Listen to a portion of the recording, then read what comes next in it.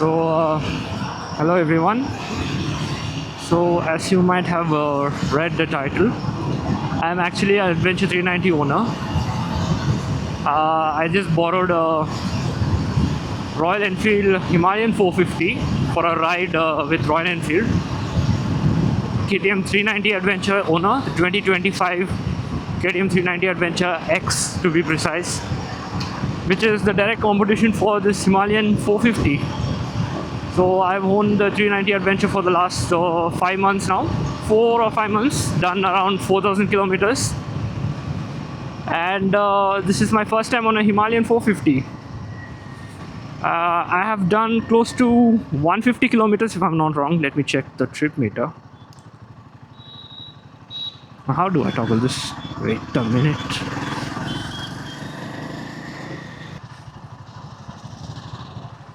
I've done about 150 kilometers. I set the trip when I got this bike, so around 150 kilometers. Went for a group ride today with Royal Enfield. This is a review of Himalayan 450 from the perspective of a 390 Adventure owner. So let's talk about this bike. So initially, as soon as I got on the bike, yes, it is heavier than 390 Adventure, quite a significant amount.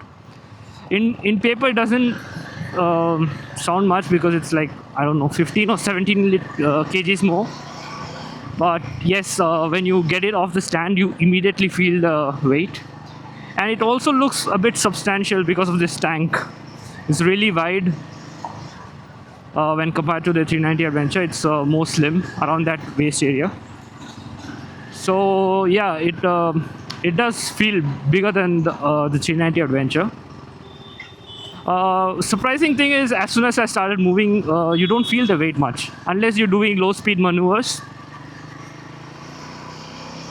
So yeah, the weight thing is there, but after doing 150 kilometers, I must say this bike, when you ride it, when you keeping good speed, it doesn't feel that heavy. So yeah, that's the first thing I noticed. And the next thing is the suspension, man. I have to agree, this is the best suspension in a motorcycle in this range. Royal Enfield have absolutely nailed it. And the suspension tuning is perfect. It is much better than the 390 Adventure, definitely. Yes, the 390 Adventure is good. It's great. The difference is there, but in 390 Adventure, you feel the bumps. It's not uncomfortable, but you know you're going through bumps. It really does a good job. But this is like, as you can see, I'm barely moving. I don't feel any bumps at all. This is suspension done so well. So I have to give it to the Himalayan when it comes to ride quality. It is really, really good. The 390 Adventure is great, but this is excellent. And so suspension is done. So let's come to the engine now. I was surprised, this does have a good punch. This is a really peppy engine. It doesn't feel like a Royal Enfield at all. It likes to be revved. You don't feel you need more poke. It has enough power. So Royal Enfield have done well. This Sherpa 450 engine is really a fun engine. And and when comparing it to the 390 Adventure, that engine is a bit less refined when you compare it to this one. This is more refined, I feel. There's less vibrations. This also has vibrations because, yes, of course, it's a single cylinder 450cc, so it will have vibrations. But the way this vibrates is different to the 390 Adventure, and when it vibrates at lower revs, this is quite smooth. But when you compare it to the 390 Adventure, the 390 Adventure is quite a gruff engine. I won't call it unrefined, but it doesn't like to stay at lower RPMs. It's like it fluctuates a lot. So unless you're constantly in an acceleration phase where you're going up the gears, that bike is a lot of fun when you do that.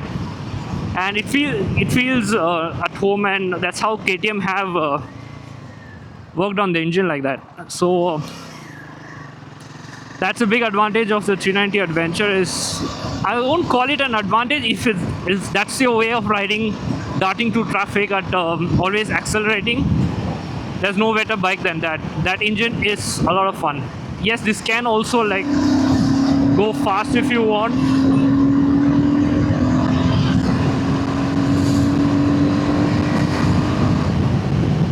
This engine does vibrate around 100 or just about 100 to 120, which is supposed to be the speed which you will be doing most of the time in the highway.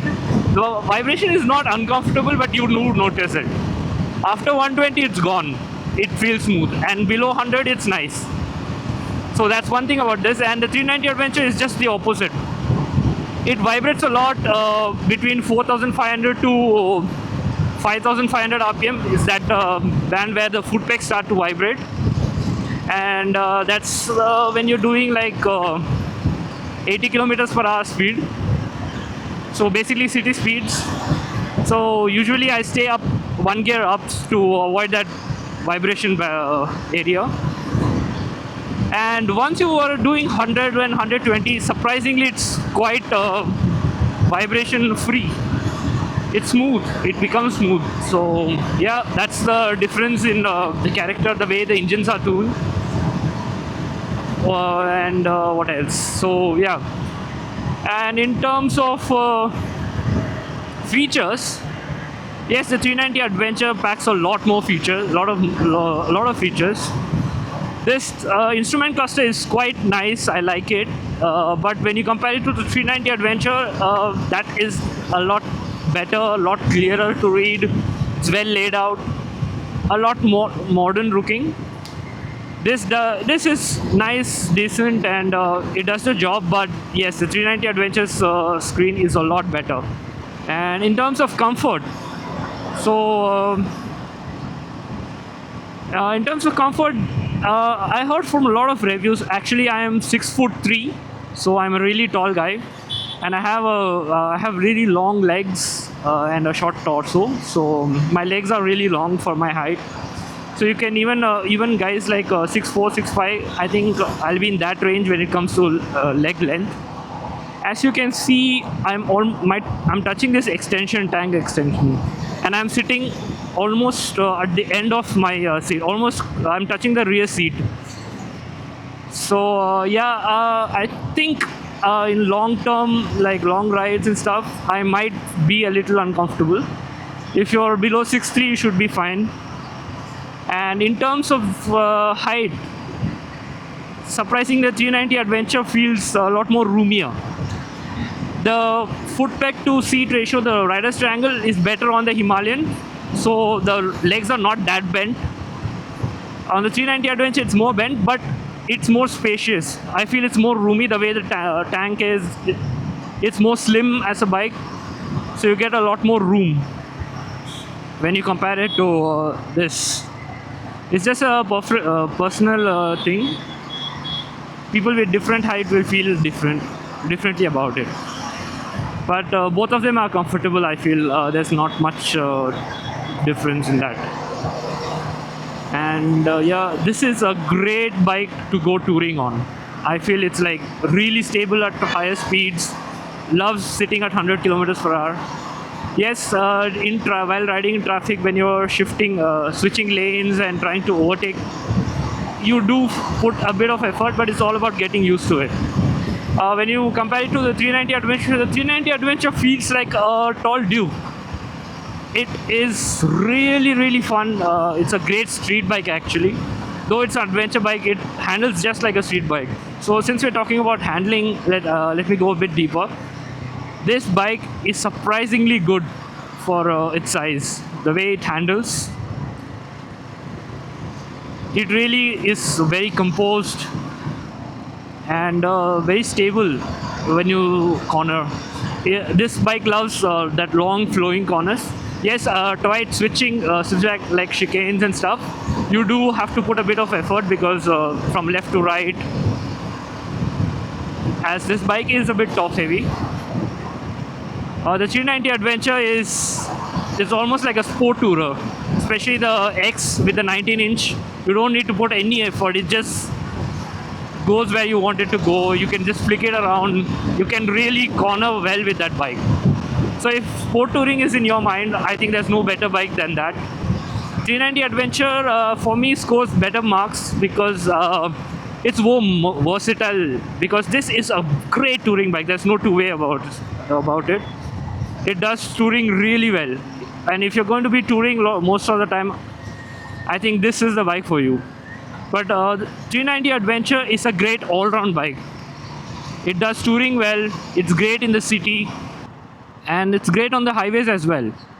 So, and it's great on off-road. So, and let's talk about off-roading. I did do a small bit of off-roading, not much. It's just I rode some back roads, some undulated roads, some broken roads, and a bit of, not, I won't call it a trail, just mud road. This bike is really confidence inspiring. Yes, you will feel the weight when you're slowly trying to maneuver the bike. And when you compare it to 390 Adventure, the 390 Adventure is a great off-roading bike because it's light, it just goes where you want it to go. This has better low end, definitely, but it's not a huge difference. Both of them have decent off-roading capabilities. Both have good ground clearance, and in a good pair of hands, both bikes can really do really amazing things off-road. It's a great bike to start learning trail riding and stuff. Both of them. So yeah. So it's preference if you like. Most people prefer a lighter bike while doing trail riding because it has its own advantages. So that's great. That's one. I think one more advantage for the 390 Adventure. But I absolutely love this bike. I feel bad now that I have to give this bike back. I have a newfound love for the Royal Enfield Himalayan. I think we are lucky people now that we have such great bikes as options to buy and experience. So whichever one you buy, I think you'll be really satisfied. Yes, both of them have their pluses and weakness. In some ways, the 390 Adventure is good, and in some ways, the Enfield is better, the Himalayan. So yeah, what else do I talk about? And let's talk about the braking. Both the brakings I felt both of them are really good. Both of them, I don't think there's any difference. Maybe the 390 Adventure X, after I switched it to sintered pads, has a bit more bite. This has a really progressive braking, so both of them are really good. Okay, the heating. So I've noticed the Himalayan heats up a bit more than the 390s. Not by much, but a little more, because I feel the 390s, that twin fan system, the radiator works better, and it cools down the bike really quickly. Even though it starts to heat and you just move around a little bit and it really cools down very quickly. The Himalayan takes a bit more time and you feel the heat sometimes come towards your leg. But it's not unbearable in any way. You have to expect a bit of heat when you go above 300 cc. So that's part of it. And a good pair of riding pants will help you. As a 390 Adventure owner, I think this is a very tough competition. And this bike has a lot of advantages. I don't know if I'd help you in any ways with this video, but I think you have to take test ride of both the bikes. I have a feeling a Royal Enfield person, a Himalayan 450 lover, would love Himalayan 450 and might not like the 390 Adventure. And a 390 Adventure guy would not love the Himalayan 450 because they are quite different in terms of character and the way it makes you feel. So take a test ride. As for me, I like them both. I just said KTM guy won't like the Royal Enfield, and Royal Enfield guy won't like the KTM. But to be honest, if you love bikes and if you appreciate bikes, if you take test ride of both of them, I'm sure you will actually love both of them. Both of them are a really good bike. Both of them have a lot to offer, and you won't get bored with any of both the bikes, and you'll make some amazing memories. So this is me signing off with the Himalayan, and I feel a bit sad giving this bike off because I've really enjoyed the 162 kilometers that I've done with this bike. So yeah, so now I'll switch to the 390 Adventure and see how it feels, because the last 160 kilometers I've done in this bike. So switching over to that bike, I will immediately feel a difference. So I'll come back to you after I get on the 390 Adventure now.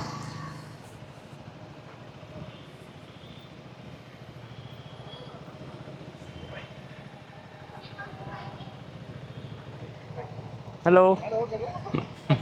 Hello. Hi. Hello. So yeah, I've just dropped the Himalayan 450. Now I'm back on my own bike, the 390 Adventure X. Immediately I feel this bike is at least 50 kgs light, I feel. It is a bit vibey, yes. I feel a bit more vibration in this bike, especially at lower speed. Oh, this I miss. Yes, this has a bit more poke than the Himalayan. The Himalayan is fast, but this is amazing, and I love this bike.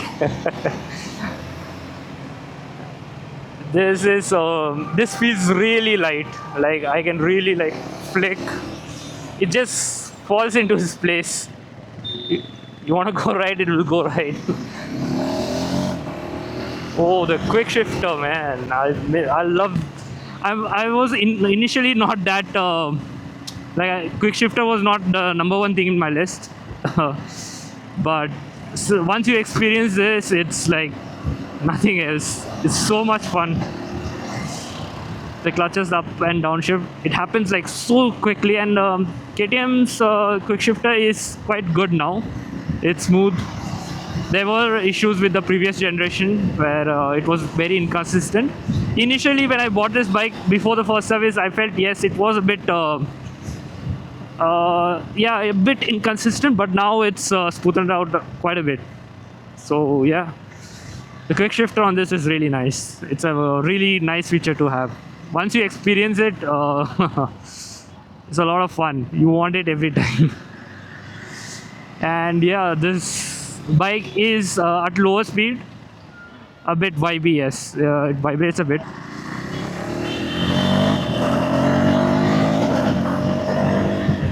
And yes, the suspension is actually not that different, but the Himalayans, you don't feel that you're going into a bump. Here it takes in the bump really nicely, but you will feel yes, you have gone through a bump.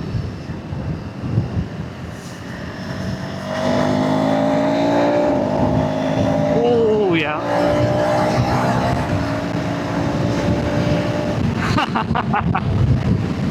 This was a lot of fun. And one more reason I love the KTM is this. Oh, you can just corner this so well. It doesn't feel like an adventure bike. I might sound like I'm biased. I absolutely love the Himalayan 450. This bike, yes, it does vibrate a bit more than the Himalayan, especially in the handlebar and the foot pegs. But it smoothens out at higher RPMs. So if you're doing constantly low RPM, slow riding, you will feel a bit more, I won't say discomfort, you will feel the vibration, and it might make you feel a bit off. But once you get used to it, this bike is really nice. And the Himalayan I was riding has done around 6,000 kilometers. And yeah, in terms of height, as a tall guy, the 390 Adventure's tank shape is really nice. So it's very fat and it doesn't extend out too much. So if you're a tall guy with long legs, I'm 6'3", for example, I feel the 390 Adventure is more roomier, and I feel more comfortable here. Yes, the seat to foot peg ratio is a bit more. It's a bit more rear set, I feel, when you compare it to the Himalayan, as they have increased the ground clearance and reduced the seat height to accommodate all people. So yes, the seat to foot peg ratio is a bit less, but this is perfectly fine. And if you're someone who's coming from a street bike or a sport bike, you will find this comfortable anyways. So it's all about perspective and how you feel about it. So if you're tall, I don't think this bike should be a big issue for you. The windscreen might be a bit of an issue if you're over 6 foot, because at this height, since it's not adjustable, when you're doing 100, the wind kind of hits you somewhere in the middle of the helmet, which is a bit uncomfortable. So I have to like sit a bit low and back. And if I do that, that's fine. So if you're around 5'10" and below, I think the windscreen is set up really perfect for you, because you won't have any buffeting. So in that way, it's good.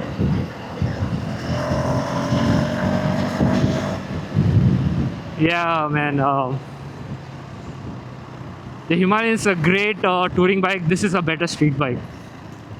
This loves revs. You can just, oh my god, this feels really light now, especially after riding the Himalayan for a day. This feels very light. So to sum it up, like I said, few things Himalayan does better, few things the 390 Adventure does better.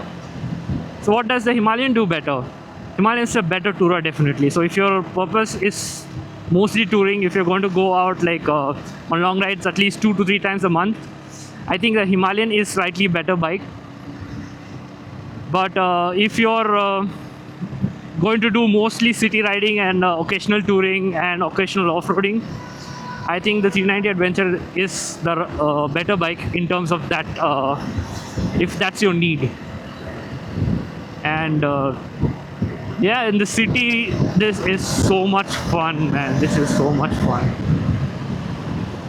The lightness of the bike, the flickability, you don't feel tired in this bike. You won't feel tired in the city.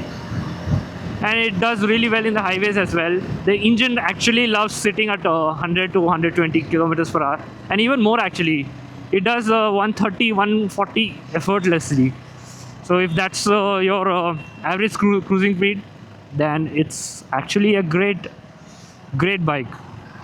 Both the bikes are really good at high speeds. Both their engines are perfectly capable of doing 120 all day, even 140 for that matter.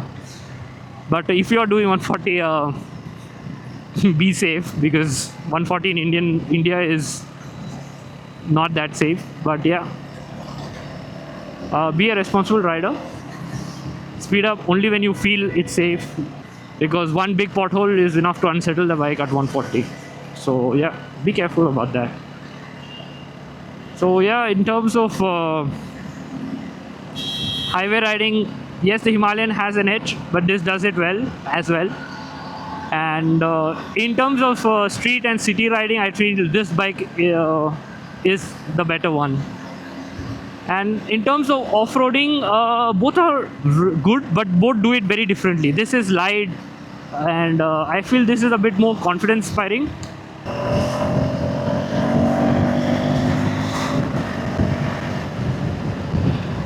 This makes you ride like a hooligan. If you are a calm rider, this is not the bike for you. If you love accelerating and decelerating, no, this engine loves that. And that's it for the video. And I hope this gives you a good idea of what to expect with both the bikes.